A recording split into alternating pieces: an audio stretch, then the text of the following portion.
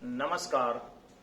और आज मैं आप लोगों को थोड़ी स्वस्थ स्थिति में महसूस कर रहा हूं, तो बीपीएससी को ध्यान में रखकर हम आपको बताने आए हैं कि भारतीय संविधान के कौन कौन से अनुच्छेद हमें पढ़ लेना चाहिए और सूक्ष्म तौर पर हम आपको बहुत सारे जानकारी देने आ रहे हैं। देखिए, सबसे जरूरी है कि भारतीय संविधान में संशोधन, तो किसी भी चीज के निरंतरता के लिए समय के साथ यदि परिवर्तन न हो तो वह निरंतरता को प्राप्त नहीं करता है, अर्थात वह जड़ हो जाता है, समाप्त हो जाता है। इसलिए उसमें समय के साथ परिवर्तन की आवश्यकता है। विश्व के संविधान में अफ्रीका का एक ऐसा संविधान था जिसमें अमेंडमेंट करने के लिए, संशोधन करने के लिए कुछ खास तरीके दिए गए थे। भारत के संविधान के विशेषज्ञों ने भारतीय संविधान के अनुच्छेद 368 में संशोधन को डाला है। और वह संशोधन याद रखिएगा, क्योंकि बीपीएससी में यह क्वेश्चन आता है कि संविधान के किस अनुच्छेद में संशोधन है। 368 और 368 के अंतर्गत जो संशोधन का प्रावधान किया गया है वह 3 तरीके से है। सामान्य संशोधन, फिर उसके बाद स्पष्ट बहुमत से संशोधन और विशेष संशोधन। ठीक है। अब रहा कि जो सामान्य संशोधन है आपका, इसमें सदन में केवल सदन के कार्यवाही तक मेंबर हो और उसी के बहुमत से अगर हम चाहें तो कर सकते हैं। जैसे भारत के राज्य के नाम में परिवर्तन, क्षेत्र के नाम में परिवर्तन, सीमा में परिवर्तन, नवीन राज्य के निर्माण वगैरह जो अनुच्छेद 4 में दिया गया है, ठीक इसी ढंग से आपको अनुच्छेद 11 में है नागरिकता संबंधी जो प्रावधान दिए गए हैं, उसमें आप अनुच्छेद 5 से 11 तक में संशोधन एकदम सिंपल वे में कर सकते हैं। या राज्य के नीति निर्देशक तत्व है अनुच्छेद 36 से 51 तक में, इसको भी आप आसानी से परिवर्तन कर सकते हैं, संशोधन कर सकते हैं। लेकिन जैसे ही आपको भाग 3 की बात आती है, जिसको फंडामेंटल राइट कहते हैं, वह संविधान का जो है फंडामेंटल स्ट्रक्चर है।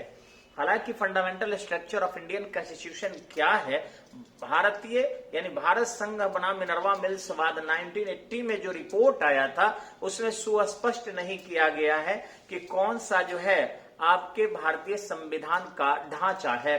सर्वोच्च न्यायालय ने कहा कि हम समय समय पर भारतीय संविधान का मूल ढांचा क्या है वह परिभाषित करेंगे। तो इस तरीके से आपके अभी तक पूर्णतः परिभाषित नहीं किया गया है कि कौन सा ढांचा है। लेकिन फिर भी मैं आपको थोड़ा स्पष्ट कर दूं कि ऐसे संशोधन जो ढांचाओं में परिवर्तन करता है वो कुल सदस्यों के बहुमत यानी 545 है, तो 273 से ऊपर मेंबर चाहिए लोकसभा में, और इसी ढंग से 245 यहां है, तो न्यूनतम कम से कम 126 सदस्य चाहिए राज्यसभा में, तब जाके अमेंडमेंट मान्य होगा, अन्यथा नहीं होगा।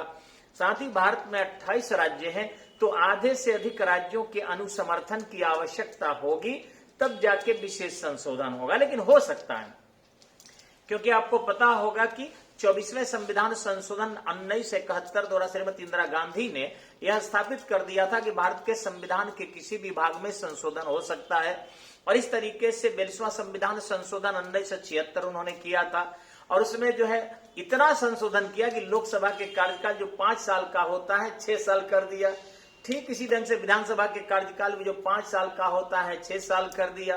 राष्ट्रपति के अधिकार को उन्होंने सीमित कर दिया था, अर्थात जो भी केंद्रीय मंत्रिमंडल उनके पास भेजेगा वह सभी स्वीकार करेंगे। बाद में राष्ट्रपति के अधिकार को जनता पार्टी सरकार आई तो थोड़ा बढ़ा सकी।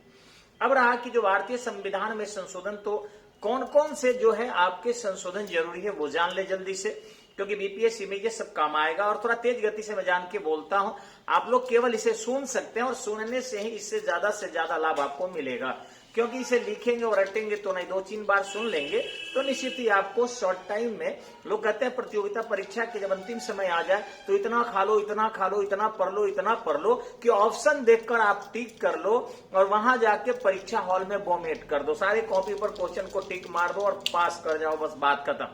अभी रटने की जरूरत नहीं है, पढ़ते जाओ, केवल पढ़ते जाओ। ऑप्शन जब मिलेगा ना तो अपने आप आपसे टिक हो जाएगा।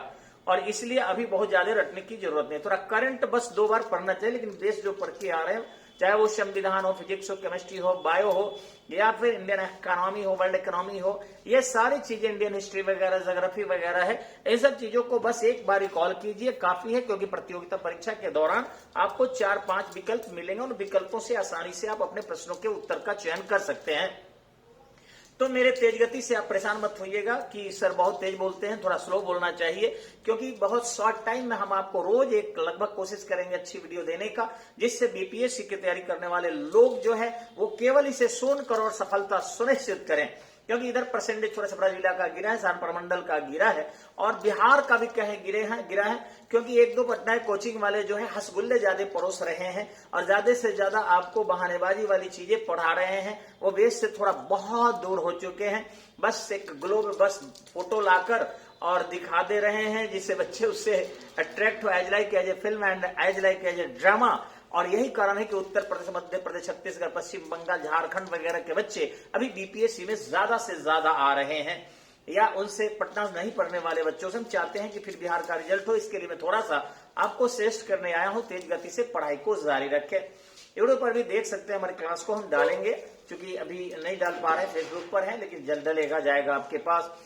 तो मैं बता रहा था कि फर्स्ट अमेंडमेंट 1951 में हुआ था, प्रथम संविधान संशोधन 1951 में हुआ था, और इसके अंतर्गत नवी अनुसूची डाली गई थी। और नवी अनुसूची डालने के बाद स्पष्ट हो गया कि भारत अब पूर्णतः गणतंत्र के रूप में है। नवी में जमींदारी उन्मूलन के साथ साथ एक विषय रखा गया कि उसमें कोई भी विषय संशोधित करके यदि डाला जाता है तो वह न्यायिक पुनर्विलोकन की शक्ति से बाहर होगा। परंतु सर्वोच्च न्यायालय ने सुस्पष्ट कर दिया 2008 में कि 1971 के बाद नवी अनुसूची में जो भी विषय संशोधन करके डाले गए हैं उन सभी विषयों का समीक्षा होगा, और अगर लगता है कि उसमें किसी प्रकार के कोई संशोधन भारतीय संविधान के मूल ढांचा का उल्लंघन कर रहा होता है, वैसी स्थिति में उनको शून्य कर दिया जाएगा। और ध्यान रखेंगे उसमें 284 विषय डाल दिए गए थे 2008 तक। इससे अंदाजा लगाया जा सकता है कि हमारी संसद जानबूझकर इस विषय को डेवलप की थी, ताकि अमेंडमेंट करके किसी भी चीज को हम डाल दे तो किसी प्रकार का न्यायपालिका न्यायिक पुनर्विलोकन शक्ति के अंतर्गत उसको शून्य करार न दे। अभी भी सर्वोच्च न्यायालय के पास यह अधिकार है कि कोई भी संशोधन यदि भारतीय संविधान का मूल ढांचा का उल्लंघन करता है तो वह सारे संशोधन शून्य माने जाएंगे।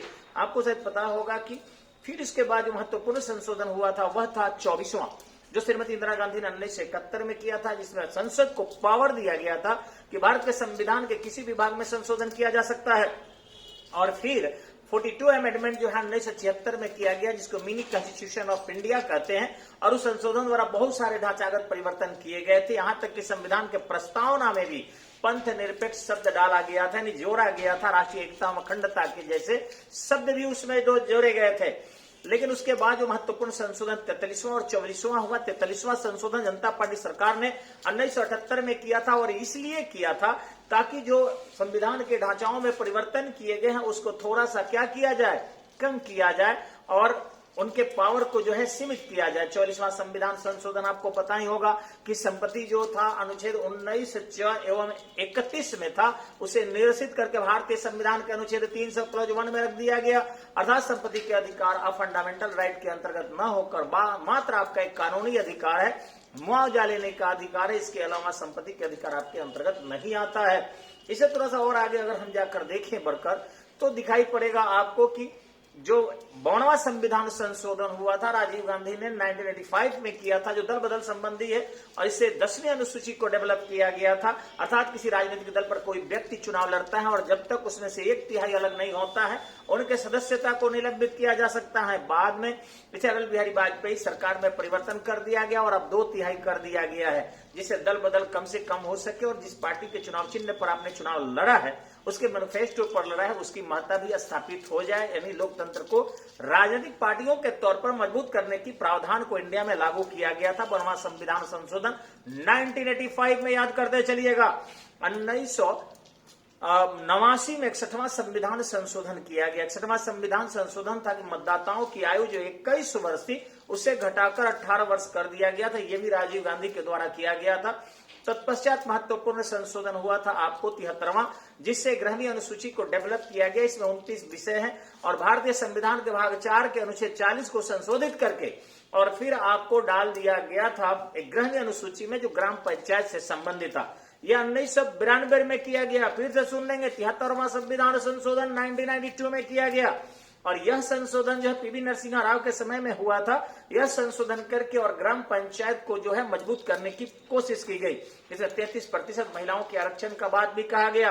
और बीपीएससी में आता भी है कि इसी मॉडल को पूरा भारत बाद में अपना लिया था। आपको पता होगा कि बिहार में महिलाओं को 50% आरक्षण ग्राम पंचायत में दिया गया, नगर पंचायत में दिया गया, जो 2009 में संपूर्ण भारत में एक्सेप्ट कर लिया गया है। अब यानी हर राज्य में ग्राम पंचायत के अंतर्गत 50% महिलाओं को आरक्षण दिया जा रहा है।